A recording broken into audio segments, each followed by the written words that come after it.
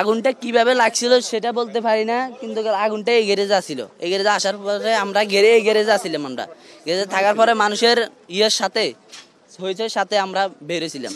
বেরোই তারপর দেখি আগুন। তারপর আমরা এখানে পানির লাইন টেন আসছিল, আগুনের ওষুধে পানির লাইন ছাড়ছি। ওইখান থেকে পানির লাইন ছাড়া হয়েছে। তারপর 5 মিনিটের ভিতরে ফায়ার সার্ভিসে কল দেওয়া হয়েছে। ফায়ার সার্ভিস তারপর চলে এসেছে।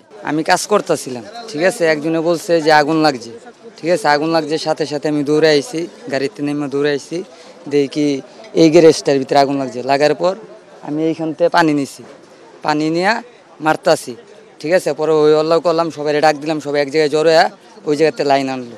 লাইন আনলা আপনার প্লাস্টিকের পাইপ তো, চিকন পাইপ তো, ভিতরে দিল প্লাস্টিকের পাইপ গুলে যেতেছে, ঠিক আছে। পরে আবার ওই জায়গাতে ওই চার দোকানতে একটা ডাম আনছি, এক ডাম, ঠিক আছে। আইন না মারতাছি, দেখি আগুন নেবে না। পরে একজনকে কইলাম যে স্ট্যান্ডার্ডে যায় পাইপটা লইতে।